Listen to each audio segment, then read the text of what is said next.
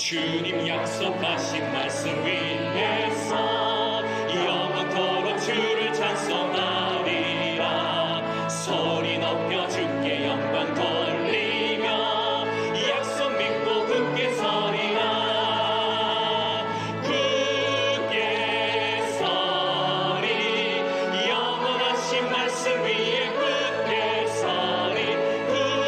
굳게 서리 그 말씀 위에 굳게 서리라.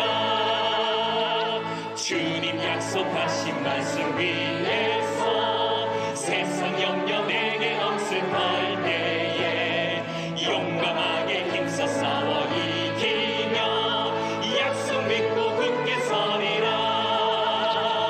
굳게 서리 영원하신 말씀 위에 굳게 서리.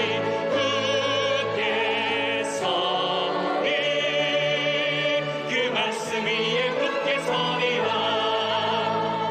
주님 약속하신 말씀 위에서 영원하신 주의 사랑 힘입고 성령으로 힘써 싸워 이기며 약속 믿고 굳게 서리라. 굳게 서리 영원하신 말씀 위에 굳게 서리.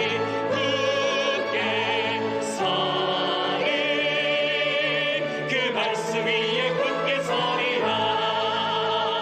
주님 약속하신 말씀 위에서 성령 인도하는 대로 행하며 주님 품에 항상 안식 얻으며 약속 믿고 굳게 서리라. 굳게 서리 영원하신 말씀 위에 굳게 서리. 굳게 서리 그 말씀 위에 굳게 서리. 굳게 서리 영원하신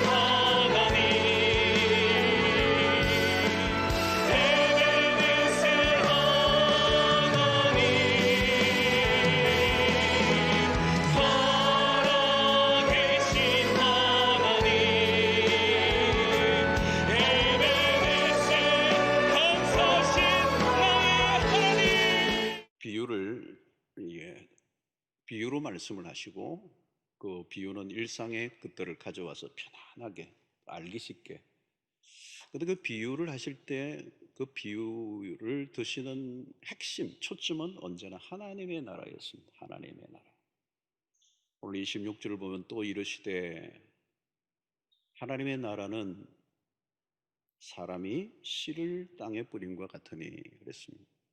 하나님의 나라는 사람이 씨를 뿌리는 것 같다. 이 하나님의 나라는 무엇과 같다.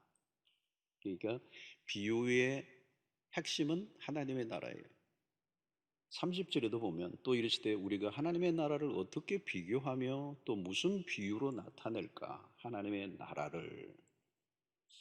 예수님의 설교의 초점은 언제나 하나님의 나라였습니다. 예, 성경의 창세기부터 요한계시록까지도 하나님의 나라에 대해서 얘기를 해요. 인간의 죄를 범하고 에덴 동산에 쫓겨난 이후부터 하나님은 하나님의 나라를 계획하시고 그 하나님의 나라를 발전시켜 가시고 그것을 완성해 가시는 그 이야기가 성경의 전체 얘기입니다. 그렇기 때문에 오늘날 우리의 설교도 마찬가지입니다. 설교도 언제나 초점은 하나님의 나라예요. 물론 지금 시작된 하나님의 나라, 또 우리가 지금 현재적으로 누리는 하나님의 나라도 있지만 완성될 하나님의 나라까지 전체를 바라보며 언제나 설교의 초점도 하나님의 나라여야 합니다. 자, 여러분, 하나님의 나라가 왜 그렇게 귀중한가? 이 세상에 눈에 보이는 나라는 일시적인 것입니다. 임시적인 거예요. 그리고 이 세상의 나라는 언제나 불안정하고 요동치고 우리 눈에 보이는 이 세상의 나라만 추구한다면 절망을 맛볼 수밖에 없습니다. 그래서 우리는 현실이 어려울수록 하나님의 나라에 대한 기대감을 더 갖게 되죠. 자, 이 하나님의 나라는 감춰져 있어요. 볼 수 있는 사람들만 보게 되는 것입니다. 그래서 예수님은 비유를 통하여 하나님의 나라가 구체적으로 어떻게 우리에게 임하고 있는가를 알려 주시려고 하는 겁니다. 오늘 두 가지 비유를 다루고 있는데 이 본문 안에는 하나는 씨에 관련된 비유고 또 하나는 이제 겨자씨에 관한 비유입니다. 씨에 대한 비유는 우리가 앞부분에서 이렇게 씨 뿌리는 비유를 봤기 때문에 또 왜 씨 얘기가 나오느냐 그럴 수 있습니다. 좀 다른 비유입니다. 앞에서 나오는 씨 뿌리는 비유는 그 씨를 받아들이는 사람들의 마음의 상태에 좀 더 초점을 두었다면 오늘 씨에 대한 얘기는 그 씨가 가지고 있는 생명력을 강조합니다. 자, 27절, 28절을 보면 그가 밤낮 자고 깨고 하는 중에 씨가 나서 자라되 어떻게 그리 되었는지를 알지 못하느니라. 땅이 스스로 열매를 맺되 처음에는 싹이요, 다음에는 이삭이요, 그 다음에는 이삭의 충실한 곡식이라. 자, 여기 보면 밤낮 자고 깨고 하는 중에 농부가 씨를 뿌리고 난 다음 밤낮 자고 깨고 하는 중에 씨가 나서 자랐다 이랬어요. 여기에 핵심은 농부가 무엇을 얼마나 잘했느냐에 있지 않고 농부가 할 수 있는 일이 아니라는 거예요. 생명력. 그 생명, 씨 안에 있는 생명의 힘을 얘기하는 겁니다. 그 힘은 하나님으로부터 주어졌다는 겁니다. 땅이 스스로 열매를 맺되 그랬습니다. 농부가 잡초를 제거하고 물을 주는 수고를 하지만 생명은 농부의 영역이 아닙니다. 그래서 본문을 보면 농부는 씨가 나서 자라되 어떻게 그리 되었는지는 알지 못하느니라 그랬습니다. 이 농부가 그냥 밤에 자고 나서 보니까 이렇게 좀 자라나 있는 거예요. 그게 생명의 신비입니다. 생명의 신비. 호박 씨를 하나 탁 땅에 심었는데 그게 이렇게 싹이 나고 줄기가 막 생기면서 넝쿨이 되고 담을 넘어가고 곳곳에서 호박꽃이 피고 그리고 구석구석에 이런 큰 호박들이 그냥 열려 있는 거예요. 그리고 그 호박 안에는 어마어마한 씨앗들이 꽉 차 있어요. 참 신기롭지 않아요, 여러분? 신비로워요, 신비로워. 우리는 그것을 자연스럽다 그렇게 얘기하지만 사실은 초자연적인 겁니다. 그 안에 생명의 신비로움이 들어있는 거예요. 경이로운 거예요, 경이로운. 이집트의 무덤에서 4,000년이나 된 씨를 발견한 적이 있어요. 무려 4,000년이 된 거예요. 그런데 거기에서 어떻게 씨가 감춰져 있었는데 그것을 꺼내서 심었더니 싹이 나더라는 거예요. 4,000년의 세월이 흘러도 그 안에 생명의 신이 숨어 있었던 거예요. 여러분, 농부가 하는 일은 맺는 과정까지 지켜보는 겁니다. 예. 어떤 지켜본다는 말은 수동태죠. 금방 눈에 띄지는 않지만 그 생명이 점점 자라나는, 그 생명의 이 성장하는 힘을 보게 되는 것입니다. 자, 오늘 씨를 심고 싹이 나고 열매를 거두는 일을 통하여 하나님의 나라가 어떻게 이루어져 가는가 하는 것을 예수님은 말씀하고 있습니다. 하나님은 쉬지 않고 일을 하시고, 그리고 그 생명 안에 그 생명이 자라도록 하나님이 역사를 하고 계신다는 거예요. 중요한 것은 하나님이 생명 안에 불어넣으신 그 생명력입니다. 생명력. 우리가 이 인류가 지금 75억이 어찌됐든 먹고 살아요. 그죠? 중국도 14억, 이렇게 어마어마한 사람들이 한 끼 분량의 그 식량, 그 곡식이 자라고, 그 야채와 그리고 끊임없이 그런 과일들이 맺히는 걸 보면 신비로운 거예요. 여러분, 우리가 어부들이 바다에 가면 그물을 던져서 고기를 낚아 올립니다. 어마어마한 생명이 그 바다에서 자라는데, 그냥 농부가 하는 일은 그물을 던지고 그 길을 올리고 끊임없이 잡고 먹고 잡고 먹고, 광안리 해센터는 끊임없이 펄떡이는 고기들이 있는 거잖아요. 이 생명이 어디로부터 온 건가? 하나님으로부터 왔다.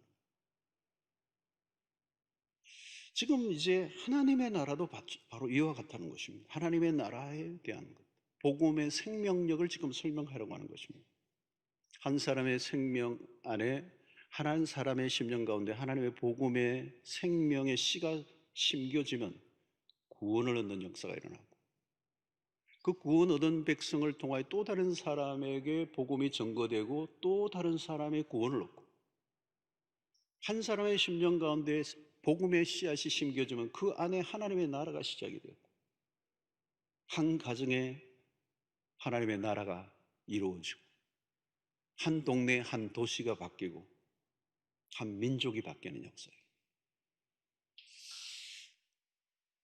제가 호주에서 사역을 할 때 멜번이라는 도시죠. 도시의 유명한 도시의 중심부의 한 교회를 제가 의도적으로 방문한 적이 있습니다. 그 교회는 특별히 우리 부산 땅과 매우 연관이 있는 교회였기 때문에 제가 방문을 했습니다. 근데 지금도 아주 건강한 교회로 세워져 있어요. 이 교회는 무슨 교회냐면 부산 경남 지방으로 선교사를 파송한 교회입니다.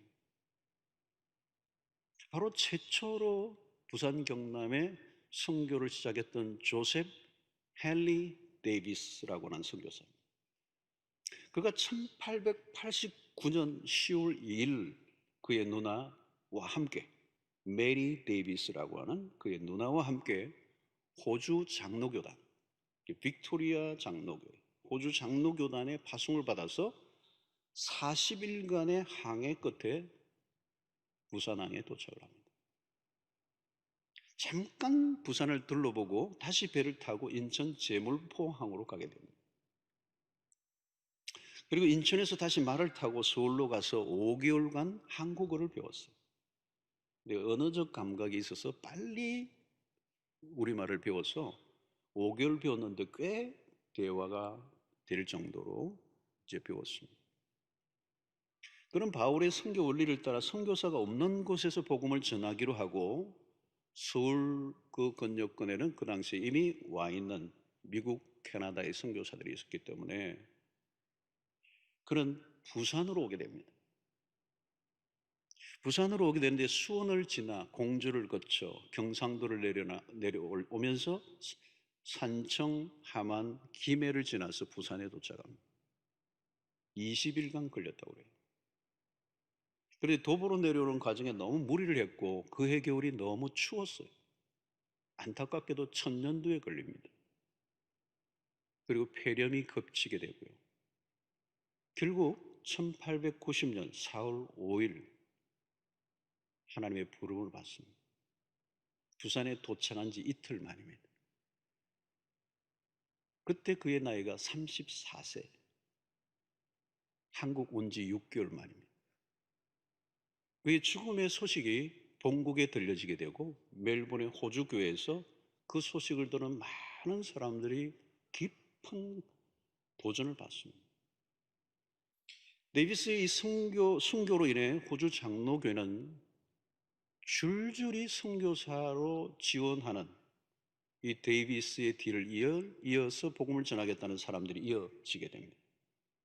그래서 해방 이전까지 호주 그 빅토리아 장로교에서 파송한 선교사가 78명, 해방 후에 166명의 선교사들이, 호주 선교사들이 부산과 경남 지방에서 사역을 합니다.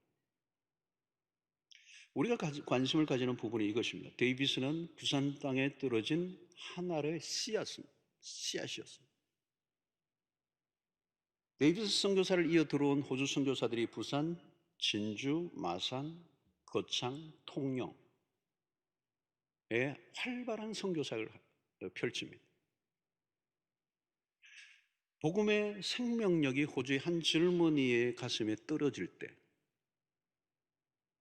그 자라난 과정들은 우리가 알 수가 없습니다. 그리고 분명한 것은 그 한 젊은이에게 들어간 생명의 복음의 씨앗이 심겨지고 자라나 열매가 되어 이 땅에 또 떨어져.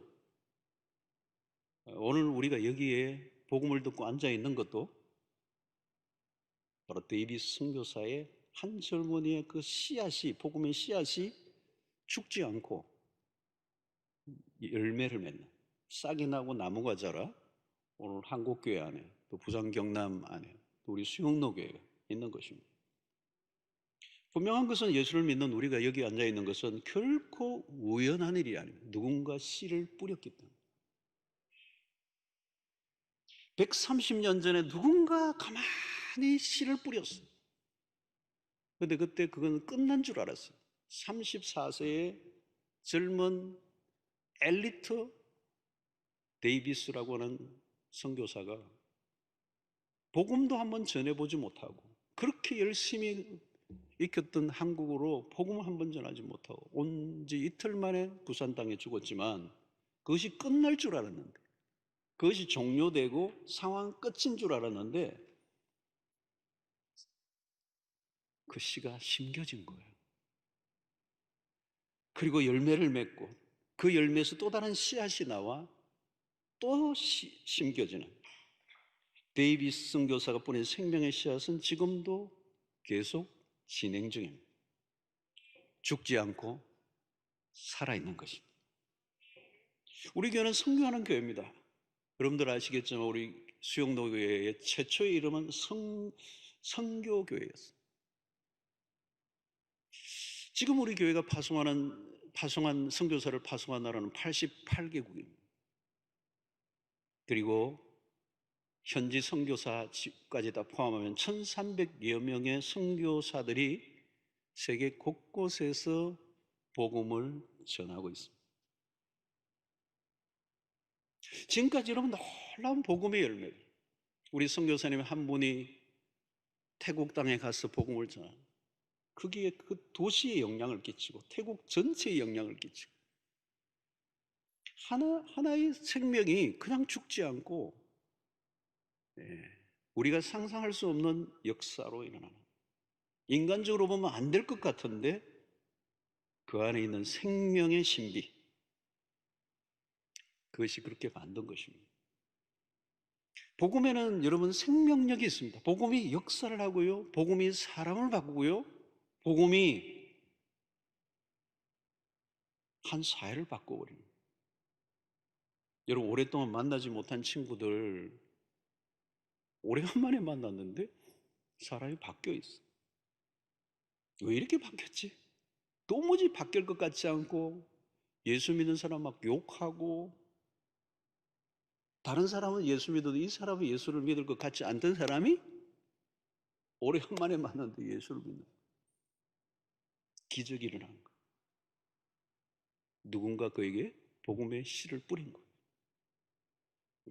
많은 사람이 씨를 뿌렸는데 어느 날 이게 싹이 나온 것입니다. 안 될 줄 알았는데 싹이 나오는 거예요. 나무가 되는 거예요. 열매가 맺힙니다.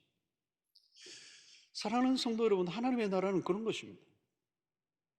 세상에는 뭐 요란하고 막 시끌벅적하고 뭔가 할 것 같은데 별일이 없어요. 중요한 것은 씨의 생명입니다. 씨가 심겨지고 그것이 자라나는 이 성장은 하나님이 하시는 거예요. 그래서 어떤 때는 여러분, 우리가 전도를 해도 답답할 때가 있습니다. 가족들 같은 경우에는 10년, 20년 뭐 그냥 여기 열심히 어떤 남편은 교회 앞까지 늘 데려다 주고 헌금까지 주고 갔다 1시간 뒤에 데리러 오게 그러고 10년째 그런 분들이 계시죠. 그래서 어떤 분은 좀 놀라운 일이 나요. 오늘은 추워서 안에 들어가 봐야 되겠다 이러고 들어왔다가 운명의 그날이 되는 거예요. 어떤 분은 그러잖아요. 부인이 새벽마다 어디 가니까 누구를 만나러 가느냐. 살살 미행해 왔다가 뒤에 앉아 있다가 씨가 들어간 거예요. 씨. 복음의 씨가 들어간 거예요. 마누라를 핍박하던 그가 뒤집어져. 사랑하는 성도 여러분, 복음을 전했다고 변화가 없다고 답답해 하지 마세요. 씨가 심겨지면 하나님이 일하실 줄로 믿습니다. 자, 씨를 심으면 자라고 열매를 맺는 날이 오는 거예요. 이 열매를 맺는 것을 29절은 이렇게 표현합니다. 열매가 익으면 곧 낫을 되나니 이는 추수 때가 이르렀습니다. 하나님의 나라는 계속 진행형이지만 언젠가 끝이 난다는 거예요. 이것을 우리는 종말론이라고 합니다. 종말론. 여러분, 신자가 되면 그 순간부터 우리는 종말론자여야 돼요. 종말론자. 신자가 누구냐? 정체성은 새로운 정체성인데 종말론자예요. 종말론자는 누가 종말론자입니까? 이 세상의 끝이 반드시 온다는 걸 믿는 사람들. 여러분, 이 종말은 막연한 시간이 아닙니다. 하나님의 수중에 있어요. 하나님이 땡종을 치면 인류의 역사는 마감된다는 거예요. 그래서 기독교의 시간과는 철저히 알파와 오메가가 있습니다. 시작이 있고 끝이 분명히 있는 거예요. 끝도 없이 돌고 도는 게 시간이 아니고 시간의 출발과 끝이 분명히 있고 그것이 바로 심판이라는 거죠. 역사에 매듭을 지으신다는 거예요. 완성하는 하나님의 완성의 날. 그것은 우리가 생각하는 방식대로도 오지 않지만 하나님의 방식대로 당신의 때가 되면 약속하신 대로 예수 그리스도가 다시 임하실 때 역사는 종료되고 심지어 무덤 속에 잠자던 믿음으로 죽었던 잠자는 무덤 속에 잠자는 자들까지 일으키셔서 믿는 자들과 함께 공중에서 우리 주님과 만나는 공중 호린잔치의 역사가 일어난다는 거예요. 여러분, 오늘 우리가 이 구원의 역사가 계속 지금도 진행되고 있습니다. 하나님의 나라는 멈추지 않아요. 그래서 지금도 씨는 계속 누군가에서 뿌려지고 있고 그 씨 안에 있는 생명이 사람들을 살려내고 구원의 길로 이끌고 하나님의 나라는 점점 확장되고 있습니다. 성도 여러분, 우리가 해야 될 것은 부지런히 씨를 뿌리는 것입니다. 뿌리는 거예요. 누가 뿌리는 것입니까? 복음의 위력을 맛본 사람들, 복음의 능력을 아는 사람들. 저는 오랫동안 말씀 사역을 해왔고요. 해오면서 경험한 것이 그거예요.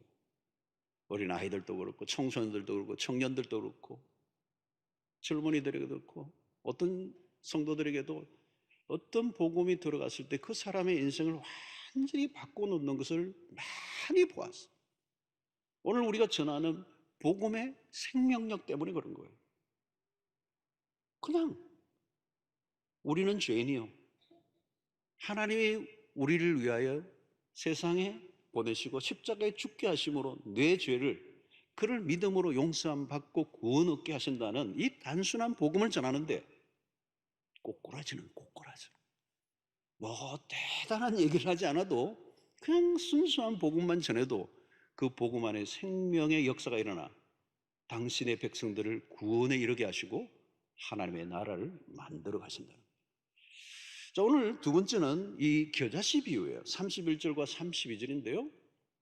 겨자씨 하늘과 같으니 땅에 심길 때는 땅의 모든 씨보다 작은 것이로되 심긴 후에는 자라서 모든 풀보다 커지며 큰 가지를 내나니 공중의 새들이 그 그늘에 깃들일 만큼 되느니라 그랬습니다. 자, 오늘 여기 겨자씨는 일반적으로 유대인들의 그 사회 문화 속에서 작다라고 얘기할 때 비유를 뭘로 드느냐면 겨자씨 같다 그래요. 이 겨자씨가 아주 작아요. 물론 그보다도 더 작은 씨도 있을 수 있습니다. 그런데 겨자씨라고 얘기할 때는 작다라고 할 때 가지고 오는 비유입니다. 자, 여러분, 이 겨자씨는 한순간에 바람에 사라질 것과 같은 존재예요. 눈에 띄지도 않을 만큼 갑자기 어디 없어져 버려요. 옛날에 그 성지순례 갔다 오신 분들이 겨자씨를 많이 가져와서 선물로 받은 적이 있는데 나중에 보면 어디 있는지 알 길이 없어요. 아참 잊어버려요. 작아도 너무 작은 거죠. 바로 하나님의 나라의 출발점이 겨자씨와 같다는 거예요. 작은 씨앗과 같이 하나님의 나라의 출발점도 보면 너무 미미하다는 거예요. 볼품이 없다는 거예요. 여러분, 이것은 세상과 참 반대입니다. 세상에서 하는 일들을 보면 정말 거창하고 화려하고 엄청나고 거대하고 그렇죠. 가능하면 그렇잖아요. 세상에 무슨 일을 시작할 때는 가능한 유명한 사람들을 끌어오고 힘 있는 사람들, 똑똑한 사람들, 잘난 사람들을 총동원하고 조직과 규모와 위용과 막 건물과 시스템을 그냥 가능하면 크게 부풀리려고 하는 거죠. 처음부터 빵빠레를 울리면서 좀 하고 싶어 하죠. 여러분, 세상은 그렇게 시작합니다. 그래서 엄청난 그 역사가 일어날 것 같지만 사실은 그게 오래 못 가요. 처음은 대단한데 나중에 보면 슬슬 소멸한다. 이런 세계적인 기업이 오늘날 애플이 뭐 갑자기 일어난 겁니까? 지금 뭐 애플이나 구글이나 아마존이나 어마어마한 글로벌 기업. 근데 한 세기만 지나도 그 영화는 계속될까? 아무도 모릅니다. 역사 속에 찬란했던 제국들이 다 쇠퇴했습니다. 안 무너질 것 같은데 다 무너졌어. 여러분, 하나님의 나라는 전혀 달라요. 처음은 미미해요. 그래서 사람들이 무시하죠. 우습게 여깁니다. 여러분, 기독교 출발이 얼마나 초라한지 아십니까? 기독교 출발지는 어딘지 아시죠? 마국간이에요. 예수님이 마국간에서 태어나셨다. 어린 동정녀의 몸을 빌어나셨어요. 기독교의 출발점은 강보에 쌓인 어린 아기입니다. 거기에 무슨 대단한 게 전혀 없어요. 예수님은 원래 풍채도 없고요, 고운 모양도 없으신 분이었어요. 그런 십자가상에서 비참한 모습으로 최후를 맞이했습니다. 그를 추종하던 제자들마저 배반하고 도망쳐 버렸습니다. 이토록 초라한 출발이 어디 있을까요? 망해도 다 망한 것처럼 보였습니다. 초대교회 예수님의 제자들도 마찬가지입니다. 영향력을 가진 사람 한 사람도 없습니다. 갈릴리에서 고기를 잡던 그냥 고만고만한 촌부들이었습니다. 120명이 마가의 다락방에 모였을 때만 해도 누구도 눈여겨볼 만한 게 없었어요. 세상의 사람들에게 멸시를 받을 만한 모습을 고루 갖추고 있었습니다. 근데 여러분, 팔레스타인의 그 조그만 동네에서 시작되었던 예수의 이야기가 어떻게 오늘 우리에게까지 들려 우리의 인생을 바꾸어 놓을 수 있었습니다. 예수의 제자들은 겨자씨 같은 존재들이었어요. 그들 안에 그런 일들이 일어날 줄 꿈에도 몰랐을 것입니다. 여러분, 하나님의 역사가 일어나는 곳은 인간적으로 보면 미미해 보여요. 그래서 사람들이 지나쳐 보입니다. 여러분, 수영동교회 출발도 마찬가지. 1975년 시작할 때는 어느 회사 식당을 빌어 예배를 드렸어요. 소수의 사람들로 시작했어요. 근데 여러분, 지금은 88개국, 1300여 명, 그리고 우리 교회를 통하 일어난 목회자들, 수 없는 전도자들, 헌신자들이, 오늘 수 없는 성도들이 상상할 수 없는 일이라는 거예요. 제가 호주에서 목회를 시작할 때도 마찬가지입니다. 제가 처음 갔을 때가 1990년 말에 갔었는데 91년도에 두 가정과 함께 집에서, 어느 분의 집에서 예배를 드렸어요. 눈에 띌 만한 거 아무것도 없었어요.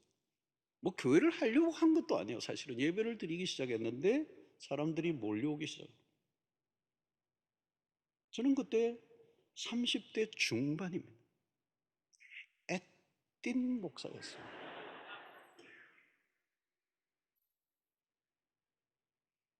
그때는 지금 제 몸무게보다 20kg가 줄었기 때문에 적은 몸무게, 지금 몇 킬로인가는 묻지는 마시고 아주 날씬하다 못해 피골이 상접했습니다.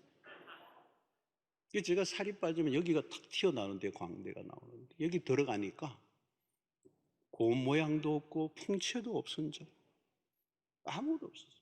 어린 30대 중반이었어요. 초보 목사였어요. 아무것도 없는데 사람들이 모이고 계시죠. 그야말로 구름대같이 모이고, 나중에는 겁이 나더라고요. 막 떨리더라고요. 어떻게 이렇게 사람들이 모여오는, 하나님에게 무슨 일입니까? 호주 사람들도 놀랄 일들이 생겼어요. 제가 한 것은 아무것도 없어요.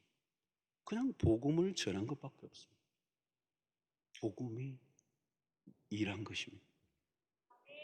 하나님의 나라가 시작되는 지점은 초라하고 작아요. 자랑할 게 전혀 없어요. 종종 우리가 보기에도 웃겨요. 이게 뭐 될까? 여러분, 세상에 잘난 사람들이 얼마나 많습니까? 성공한 사람들이 널려 있습니다. 세속적인 관점에서 보면 교회는 너무 미미해요. 그래서 우리는 종종 뭔가를 갖추어야 된다고 생각하고 뭔가 있어 보이려고 우리를 꾸미려고 할 때가 있습니다. 가능하면 돈 많은 사람, 가능하면 유명한 사람, 가능하면 똑똑한 사람들을 많이 모여야 하나님의 역사가 일어날 줄로 생각합니다. 성경은 전혀 그렇게 얘기하지 않습니다. 하나님의 나라의 비밀을 발견한 한 사람, 예수의 복음으로 구원 얻은 한 사람. 여러분, 예수님이 하나님의 나라를 선포하실 때 이 마가복음의 현장으로 가보면, 우리가 들어가 보면요, 이 예수님이 지금 하나님의 나라를 얘기하는데 제자들은 와닿지가 않는 거예요. 그러니까 다른 사람들이 오죽 와닿았겠습니까? 마치 뜬구름 잡는 얘기를 하는 거예요. 로마 제국을 보라. 우리가 언젠가 저 로마 제국과 같이 될 것이다. 이러면 확 와닿을 수가 있고 막 피가 막 솟을텐데, 하나님의 나라가 도대체 뭐냐는 거예요. 너무도 미미해 보였던 거죠. 그러나 여러분, 겨자씨가 비록 미미하지만 그것이 점점 자라나 큰 나무가 되어 그게 수 없는 새들이 깃들이게 될 것이다. 이 환상을 주님이 지금 보여주는 것입니다.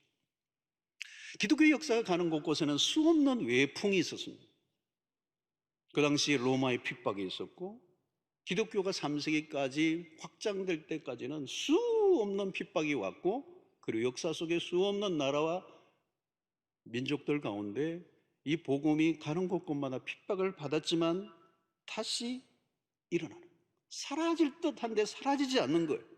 왜요? 그 안에, 겨자씨 안에 있는 생명의 신비가 하나님으로부터 온 것이고,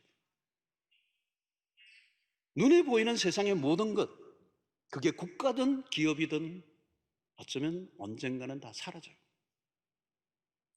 여러분, 인간의 힘으로 하늘까지 닿고자 했던 바벨탑, 그것은 오늘도 여전히 인간의 역사 속에 계속되고 있습니다.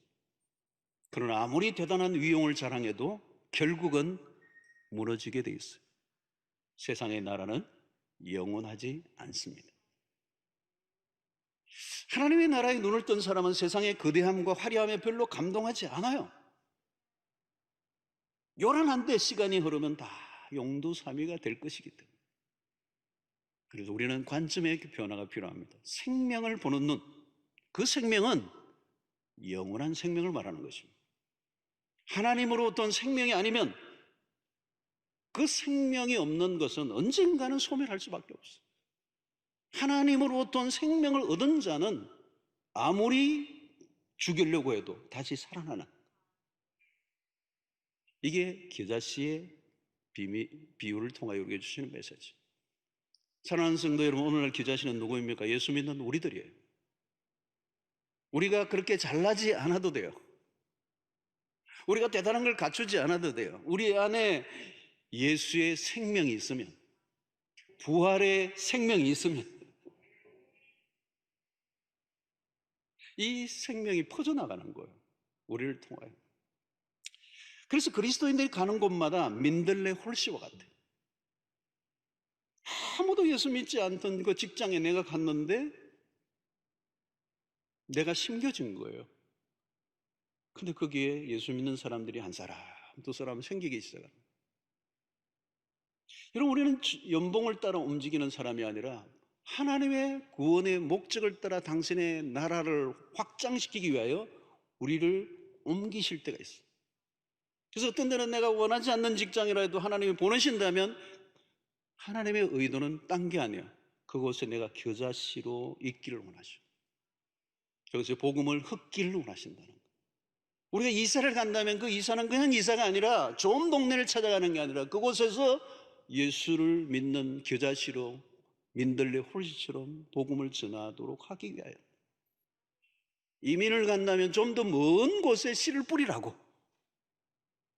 여러분, 우리나라가 지금 디아스포라 해외 동포가 750만 정도 돼요.